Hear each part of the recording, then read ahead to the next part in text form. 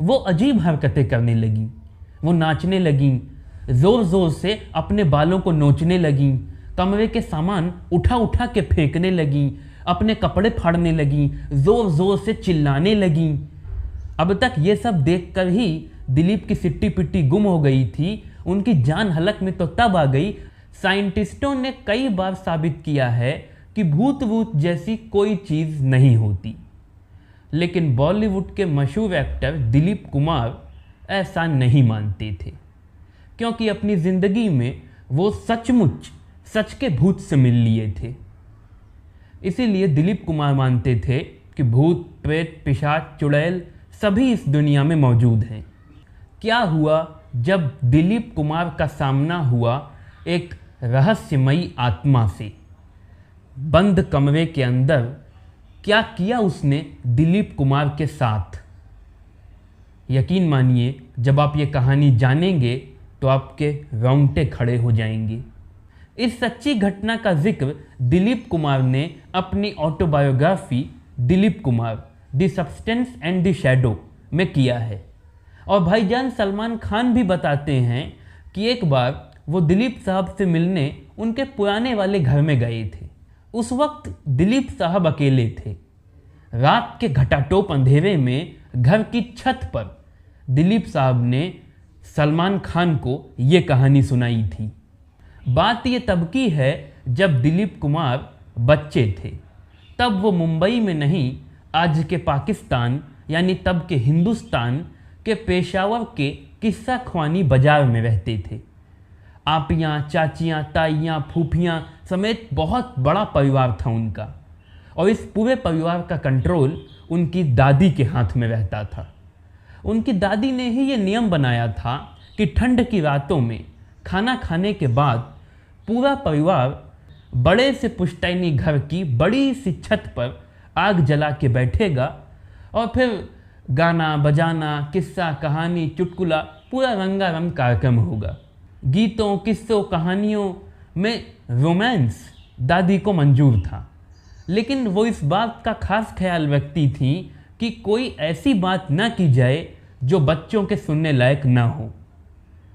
एक ऐसी ही रात की बात है।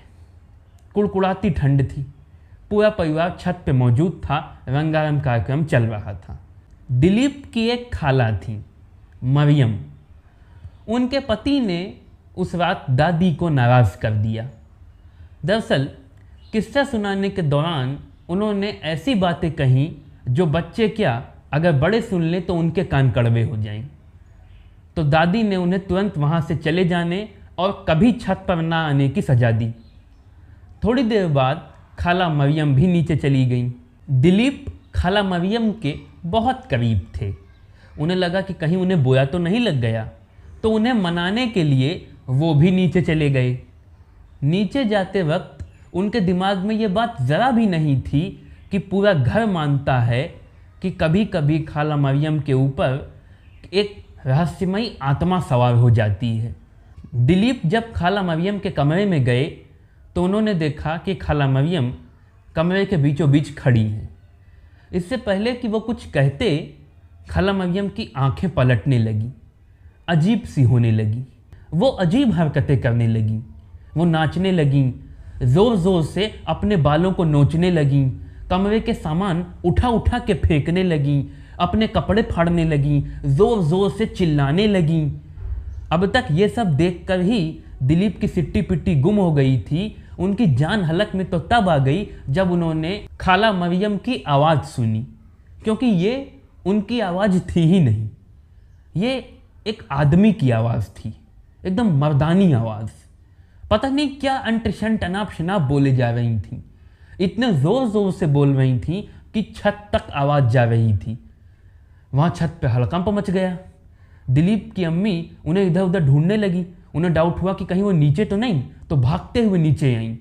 तो उन्होंने देखा दिलीप तो खाला मरियम के ही कमरे में है। उन्होंने जल्दी से जाकर दिलीप को पकड़ लिया, एकदम चिपटा लिया। तब तक खाला मरियम ने उसी आदमी की आवाज़ में कहा, बच्चे को यहीं छोड़ दो, बच्चे को यहीं रहने दो, उसे छोड़ दो। मैं कहता हूँ बच्चा यहीं रहेगा, जाओ यहाँ से। बच्चा यहीं रहेगा, तुम जाओ यहाँ से। तब तक दिलीप की अम्मी उन्हें लेकर वहाँ से जल्दी से भागी और बाहर निकल उन्होंने जल्दी से कमरे का दरवाज़ा बंद किया। उस रात कोई नीचे नहीं आया, सबने रात छत पर ही बिताई। अगले दिन सुबह सुबह खाला मरियम सबके लिए चाय नाश्ता लेकर आईं। आज वो बिल्कुल नॉर्मल लग रही थी। उनके कपड़े, उनके बाल, उनकी आँखें, यहाँ तक कि उनकी आवाज़ भी उन्हीं की आवाज़ थी। उन्हें पिछली रात का कुछ याद भी नहीं था। ऐसे बर्ताव कर रही थी जैसे कुछ हुआ ही नहीं था।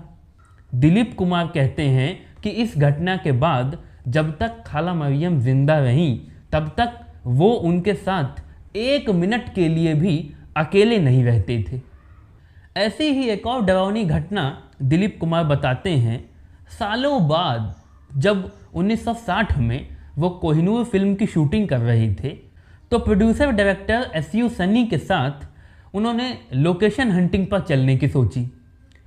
मुंबई से नासिक रोड पर चलने का प्लान बना। शाम को निकलना था।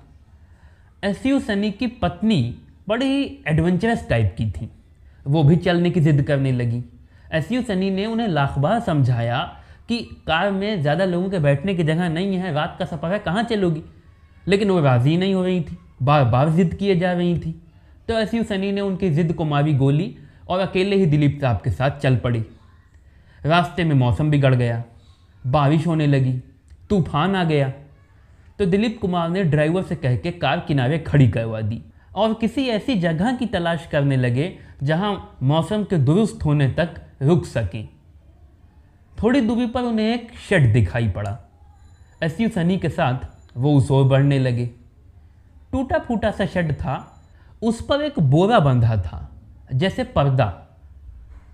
उससे थोड़ी दूरी पर थोड़ी सी घास थी जिसमें एक बकरा मिमिया रहा था। एसयू सनी ने अंदर घुसते घुसते उस बकरे को भी अपनी गोद में उठा लिया ताकि ये भी मौसम की मार न झेले, अंदर चला चले। जैसे ही दोनों अंदर बैठे तैसे अचानक बोरा फट गया और उन्होंने एक ऐसा दृश्य देखा कि दिलीप कुमार के मुताबिक जब वो अपनी किताब में ये लिख रहे थे तब भी उन्हें यकीन न होता था ये दृश्य याद करके कि ये सच में हुआ था। दोनों ने देखा कि एसयू सनी की पत्नी वहाँ खड़ी थी। दोनों के होश पाख्ता हो गए। वो इन दोनों को घूरते हुए अजीब ढंग से मुस्कुरा रही थी। उनके चेहरे और होंठ पे कुछ अजीब सा लाल लाल सा लगा था जिसको पोंछ रही थी। बाद में एसयू सनी ने दिलीप कुमार को बताया कि उनकी पत्नी बहुत जादू टोना जानती है और उसने कई आत्माओं को अपने वश में कर रखा है। दिलीप कुमार अपनी ऑटोबायोग्राफी में लिखते हैं कि वापस घर आके जब उन्होंने अपनी बहनों को ये कहानी सुनाई तो उनकी बहनें भी थर थर काँपने लगी।